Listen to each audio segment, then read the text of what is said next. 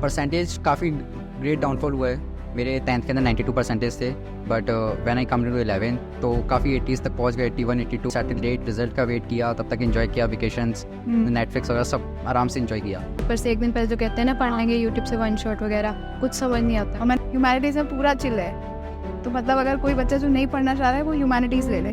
Hey guys, it's Shruti Sharma, welcome back to my channel creative learning. आज हमारे साथ हैं क्लास 11th के स्टूडेंट्स जो अभी 12th में जा चुके हैं। ये हमें अपना कंप्लीट एक्सपीरियंस शेयर करेंगे कि 11th में कैसे पढ़ना है, कौन से रिसोर्सेज यूज़ करने हैं, टाइम कैसे मैनेज करना है अपने स्कूल, कोचिंग और ऑनलाइन स्टडीज़ के बीच में, क्या क्या इनको प्रॉब्लम्स फेस हुए, डिफ़िकल्टीज़ क्या क्या थे, परसेंटेज ड्रॉप कितना हो गया और कैसे पढ़ना है। Complete review, complete road map आपको मिलेगा स्टार्ट से लेकर के एंड तक। तो ये 3 स्टूडेंट्स आज हमें बताएंगे। सबसे पहले तो यार तुम लोग अपने नेम और अपना स्ट्रीम बता दो कौन कौन सी है, और एक चीज़ ये बता दें, परसेंटेज ड्रॉप तुम्हारा कितना हुआ 10 to 11 में। माई नेम इज़ अथर्व, मेरी साइंस स्ट्रीम है and non math, and percentage काफ़ी ग्रेट डाउनफॉल हुआ है। मेरे 10th के अंदर 92 परसेंटेज थे, but when I come to 11 तो काफ़ी 80s तक पहुंच गए, 81 82, काफ़ी कंसिस्टेंसी पढ़ना बहुत नीड है। मैं अक्षिता और I am from commerce stream, और 10th में मेरे 94% थे और 11th में 81। ओके, मेरा नाम आदित्य राणा है। मेरे 10th में 86% आए थे और मेरी स्ट्रीम आर्ट्स है, और 11th में मेरी आई 82% आई। तो यार अभी 11th में तुम लोगों का सबसे बड़ा चैलेंज क्या था? मतलब क्लास 10 से 11th में जाने में क्या सबसे बड़ी चीज़, डिफ़िकल्टी थी जो तुम लोगों ने फेस करी? पहली चीज़, जैसे हमने 10th में लेट स्टार्ट किया था, पहली चीज़ वो तो 11th में नहीं होना चाहिए। Suppose someone is getting into science stream और उसमें बायो या नॉन मैथ ले रखी है, मैथ्स ले रखा है, तो इनिशियल जितने स्टार्ट करेगा वो उसका सबसे अच्छा रहेगा। मेरे साथ ब्लंडर यही हुआ था कि आई स्टार्टेड लेट, रिजल्ट का वेट किया, तब तक एंजॉय किया, वेकेशंस नेटफ्लिक्स वगैरह सब आराम से एंजॉय किया। बट आफ्टर इट जब हमने रिजल्ट के बाद स्टार्ट किया, सिलेबस बहुत वास्ट है, उसको कंप्लीट जितना जल्दी जल्दी इनिशियली स्टार्ट करें वो ज़्यादा बेटर रहेगा। ठीक है। तो यही है। कॉमर्स में जो सब्जेक्ट्स थे वो अचानक से चेंज हो गए थे, मतलब 10th में इंग्लिश, साइंस, मैथ्स वगैरह, और 11th में कॉमर्स में आगे अकाउंट्स और इकोनॉमिक्स में सबसे ज़्यादा दिक्कत आई थी, और बिजनेस में तो रट्टा ही था सारा, अकाउंट्स और इको की थी। ठीक है। Very good, very good. अभी जैसे तुम लोग 11th में कहाँ से पढ़ रहे हो? एक तो स्कूल है, उसके अलावा ऑनलाइन कोचिंग जाते हो या ऑफलाइन कोचिंग जाते हो, या स्टूडेंट्स को क्या सजेस्ट करते हो कि उन्हें किस मीडियम में ज़्यादा जाना चाहिए? क्योंकि बच्चों का सबसे बड़ा डाउट क्या है कि दी हम ऑफलाइन कोचिंग ज्वाइन करें या हम ऑनलाइन कोचिंग ज्वाइन करें, क्योंकि उन्हें ये होता है कि 11th में टाइम कैसे बचा सके। तो तुम लोगों का क्या है, तुम लोग कहाँ से पढ़ रहे हो या क्या सिस्टम है? फॉर मी, देखो मुझे तो जेई की प्रिपरेशन करनी थी, तो मेरे साथ तो इनिशियली मॉर्निंग से स्कूल जाना, फिर स्कूल से वापस आना, और ऑफलाइन कोचिंग मैंने ली थी। और जो सपोज ऑनलाइन और ऑफलाइन कोचिंग का है वो डिपेंड करता है कि कौन सा बेस्ट है, क्योंकि मोस्ट प्रॉब्ली यहाँ पे स्टूडेंट्स भी काफ़ी होते हैं जिनका फाइनेंशियल स्टेटस भी होता है, वो ऑफलाइन अफोर्ड नहीं कर सकते, ऑफलाइन इज़ काफ़ी एक्सपेंसिव। तो बेटर रहेगा कि दूसरी चीज़ डिपेंड करती है कि स्टूडेंट को कैसा एनवायरनमेंट कहाँ से समझ में आ रहा है। और बहुत से बच्चे होंगे कि ऑनलाइन, क्योंकि ऑनलाइन में एनिमेशंस आ जाते हैं, ऑफलाइन में वो चीज़ आपको नहीं मिल पाएगी। ऑफलाइन में just like a classroom teacher is explaining, आप वो समझ रहे हो, कॉपी में नोट डाउन कर रहे हो, आप जा रहे हो। ऑनलाइन में वो चीज़ नहीं है, ऑनलाइन आपको डिजिटल नोट्स मिल रहे हैं, ऑनलाइन में आपको ढंग से एनिमेशन से समझा रहे हैं, ऑनलाइन में ज़्यादा अंडरस्टैंडिंग दिखता है। बाकी फॉर मी मेरे पास ऑफलाइन ऑप्शन था, वो मैंने लिया, क्योंकि ऑनलाइन के अंदर एक तो ये था कि 11th 12th में आके मैथ्स कर रहे हो, वो maths is all about practice, जितनी प्रैक्टिस करोगे उतना अच्छा है। ऑनलाइन में प्रैक्टिस इज ऑल अबाउट, या तो आप खुद से इतना हाईली कमिटेड हो कि आपको करना ही करना है, वो चीज़ somewhere we lack about. Students life में इतनी मैच्योरिटी नहीं आती है कि हमें पढ़ना ही पढ़ना है। हाँ, तो किसी का सपोज किसी की मैरिज है, कहीं किसी को जाना है, तो मैथ्स में वो फिर वहाँ से रह जाता है कि सपोज चलो एक हफ्ते के बाद, एक हफ्ते बाद फिर मैथ्स पढ़ लेंगे तो पता रहेगा। तो ये चीज़ तो फॉर मी, मेरे हिसाब से तो ऑफलाइन बेटर था, बाकी डिपेंड स्टूडेंट्स के ऊपर। एज अ कॉमर्स स्टूडेंट तुम्हारा क्या एक्सपीरियंस है? मतलब तुमने कोचिंग ले रखी है या नहीं जा रहे हो, सेल्फ स्टडी कर रहे हो स्पेसिफिकली? कॉमर्स में सेल्फ स्टडी बहुत है, जैसे अकाउंट्स और इकोनॉमिक्स वाले सब्जेक्ट है, यही 2 औखे हैं, इन्हीं को रोज़ अगर करोगे तो बहुत है। और अकाउंट्स में जो कैलकुलेशंस वाले क्वेश्चन होते हैं, जैसे जैसे सॉल्व करते जाओगे वो अपने आप ही होते जाएंगे। ठीक है, तो मतलब तुमने कोई कोचिंग नहीं ले रखी है, तुम सेल्फ स्टडी कर रहे हो कम्प्लीटली? ठीक है। और आर्ट्स ऑनलाइन कोचिंग कर रहे हो, यूट्यूब चैनल से वन शॉट्स वगैरह, उससे तुम्हारा हो जाता है सारा? ईजी है ये मिनट।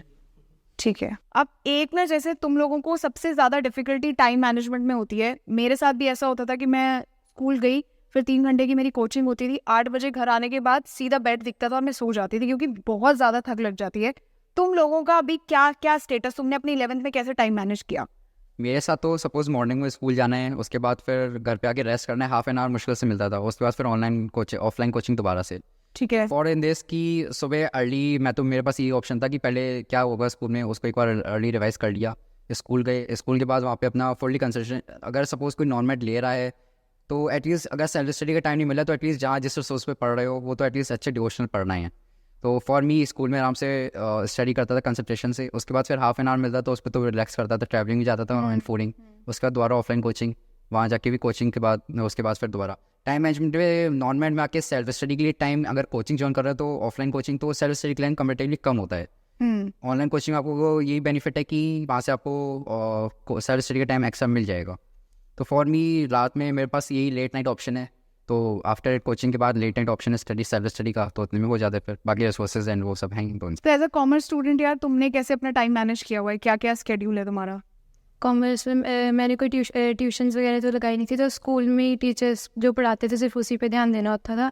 और अकाउंट्स और इकोनॉमिक्स जैसे सब्जेक्ट है जिसमें कॉन्सेप्ट्स अलग अलग काफ़ी सारे होते हैं, तो उन्हें समझने में थोड़ी दिक्कत आती थी।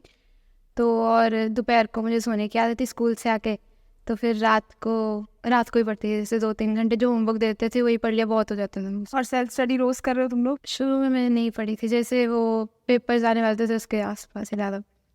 ठीक है, मेरी परसेंटेज भी ठीक है। अब एक चीज़ होती है नोट्स की, बच्चा जब 11th में जाता है ना, 10th तक तो नोट्स का इतना रोल नहीं होता, रिफ्रेशर्स है उसमें आंसर्स है, पर 11th से बच्चा ना नोट मेकिंग बनाना शुरू करता है, नोट मेकिंग स्टार्ट करता है।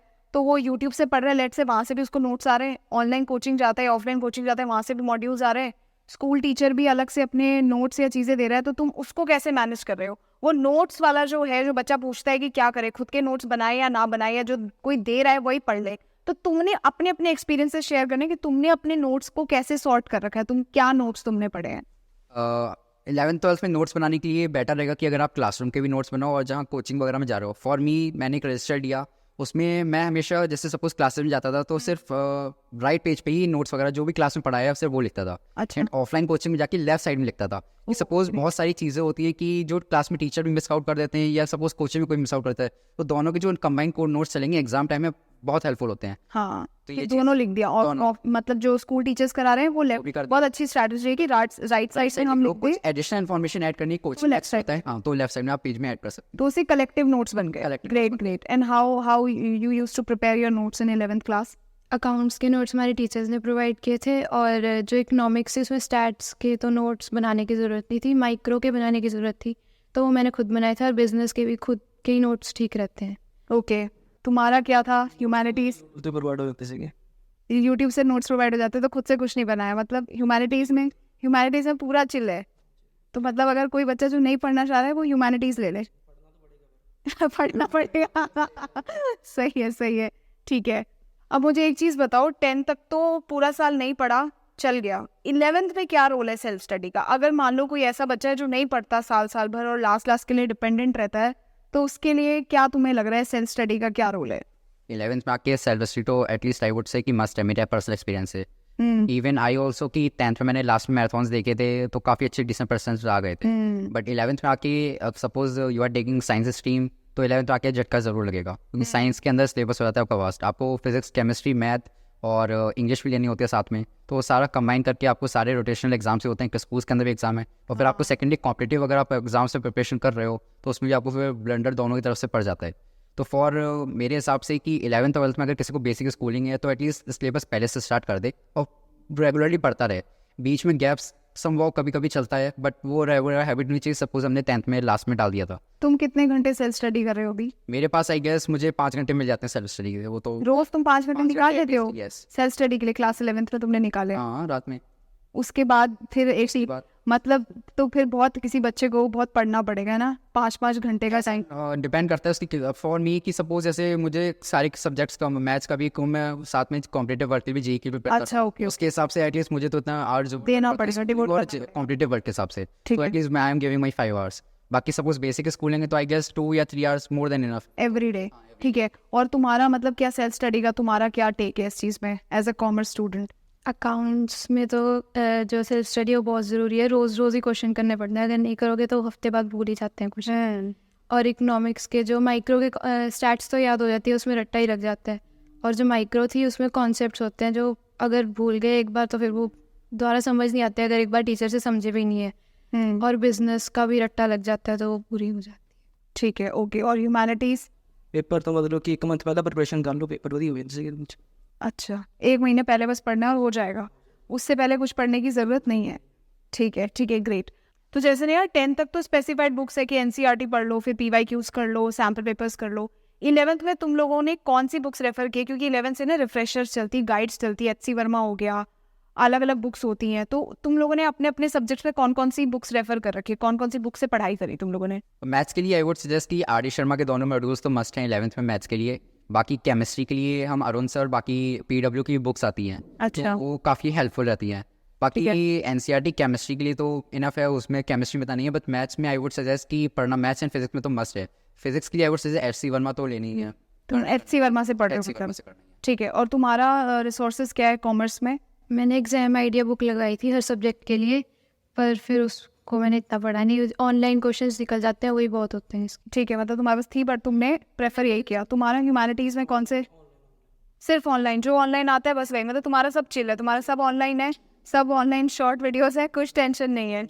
कोई अगर एक एडवाइस देनी हो क्लास 11 स्टूडेंट्स के लिए, मतलब क्या दोगे कि जो तुम्हें काश पता होती पहले? इस सिलेबस को इनिशियली जितना स्टार्ट कर दे बच्चा हो तो साइंस स्ट्रीम के लिए वो सबसे बेस्ट रहेगा, क्योंकि सिलेबस इतना ज़्यादा है कि पूरा साल निकल जाएगा, सिलेबस खत्म नहीं होगा अगर रिजल्ट का वेट किया। तो सपोज अगर 11th में आ रहे हो, नॉन मेड लेनी है या मेडिकल स्ट्रीम लेनी है, तो बिगिन थ्रू स्टार्ट कर दो कि एटलीस्ट डिले मैक्स डिले करो अप्रैल तक। उसके बाद मार्च भी मई में जा सकते हो, बट वो ये है कि आपके ऊपर डिपेंड करता है, फिर आपको सिलेबस जल्दी जल्दी खींचना पड़ेगा। इनिशियली स्लो पेसली अगर ग्रेजुअली करना है तो बेटर रहेगा कि अप्रैल से स्टार्ट कर दो। और तुम्हारा मतलब तुम्हें क्या लगता है, क्या सबसे बड़ा एडवाइस है जो 11th के बच्चों को पता होना चाहिए? सारे बोलते कॉमर्स बहुत इजी सब्जेक्ट है, पर ना नहीं है। अकाउंट्स और इकोनॉमिक्स, ये 2 सब्जेक्ट है ना, इनके अगर कॉन्सेप्ट समझ नहीं आए तो उन बाद में नहीं आते पेपर से। एक दिन पहले जो कहते हैं ना पढ़ लेंगे यूट्यूब से 1 शॉट वगैरह, कुछ समझ नहीं आता। और मैंने बहुत सारे बच्चे देखे हैं स्पेशली 11th कॉमर्स में जो अकाउंट्स में लिटरली फेल होते हैं और बोर्ड एग्जाम्स में भी फेल होते हैं क्योंकि नहीं कर पाते हैं वो सॉल्व। और क्लास में भी ग्रेस मार्क्स से बच्चे पास हुए हैं काफ़ी सारे इस बार 11th से 12th में। तुम्हारा तो 1 शॉट ही होगा। छोटी अगर चल भाई की भाई बड़ी चल तो भाई सही में चल कर रहा था, आर्ट्स रख लो बाहर। अगर लाइफ में चिल करना है तो आर्ट्स रख लो। अब 11th में ना जब जैसे स्ट्रीम चेंज हो जाती है, काफ़ी बच्चे मुझे पर्सनली मैसेज करते हैं कि हम फ्रेंड की वजह से स्ट्रीम ले रहे हैं और हमारा मन नहीं लग रहा है। ऐसा बहुत बहुत बच्चों के साथ ऐसा होता है। तुम लोगों का 11th में अपने फ्रेंड्स के साथ स्पेशली क्या एक्सपीरियंस रहा है? फ्रेंड्स के साथ 10th तक की तो बॉन्डिंग अलग ही होती है, वो 11th में आके बहुत से बच्चों की छूट जाती है। मेरे साथ भी हुआ, 10th तक की बॉन्डिंग अलग थी। उसके बाद फिर मोस्टली बच्चे कहीं कॉमर्स में निकल जाते हैं, कहीं आर्ट्स में निकल जाते हैं। साइंस के अलावा लेते तो मेजॉरिटी बच्चे हैं, बट फ्रॉम मेरी क्लास से, मेरे पर्सनल एक्सपीरियंस से बच्चों ने आर्ट्स और कॉमर्स ही प्रेफर किया था। तो और सेकेंडली कि 11th में आके बच्चे काफ़ी अपने आप को सीनियर प्रेफर करते हैं कि now they are senior capable, कि कहीं भी कुछ भी करेंगे। तो 11th में आके सबसे बड़ा यही है कि अपनी जो इन्वायरमेंट है, अपना फ्रेंड जोन है, उसको बहुत ही वाइजली उसे चूज़ करना चाहिए। क्योंकि सपोज फ्रेंड जोन है, अगर वो नीचे डाउन है कुछ है, तो एटलीस्ट ये होना चाहिए कि उनका कलर आपके ऊपर ना है, आप अपना उनके ऊपर कलर जाए, अगर जाए इंप्रेशन तो ज़्यादा अच्छा है। ठीक है, हाँ ये होता है। What about your thoughts commerce में, मतलब फ्रेंड्स का रोल है 11th में या नहीं है? मेरे दोस्तों ने जो स्ट्रीम्स थी अलग अलग चूज़ कर ली थी, तो हमारी क्लास में आके ना काफ़ी बच्चों ने दोस्त नहीं बनाए थे, ओपन अप नहीं हो रहे थे, तो बाद में उनका मन भी नहीं कर रहा था स्कूल में आने का, फिर वो आखिरी में फेल ही हो गए। तो दोस्त बन फ्रेंड जोन फेल हो सकता है। मेरे सारे फ्रेंड्स सब नाले से गए। नाली सी है सब साथ में रील बना रहे थे। सही है। ठीक है यार, थैंक यू सो मच सारे अपने टिप्स के लिए और सजेशंस के लिए। जो भी इन्होंने रिव्यूज या जो भी बातें बोली है, आप लोगों को जो भी डाउट्स है आप लोग नीचे कमेंट सेक्शन में ज़रूर टाइप कर सकते हैं। ये तीनों जब ये पर्सनली आपके वीडियोस देखेंगे तो उस आपके कमेंट्स पे ज़रूर से ज़रूर रिप्लाई करेंगे, विल ट्राई। और यार 11th क्लास को थोड़ा सा सीरियसली लेकर के आप अगर स्टार्टिंग से पढ़ लो तो रिजल्ट बहुत अच्छा हो सकता है, आपका 12th बहुत ईजी हो सकता है अगर 11th अच्छा है तो। You get a confidence. तो see you in the next video बच्चों, till then thank you so much and bye bye.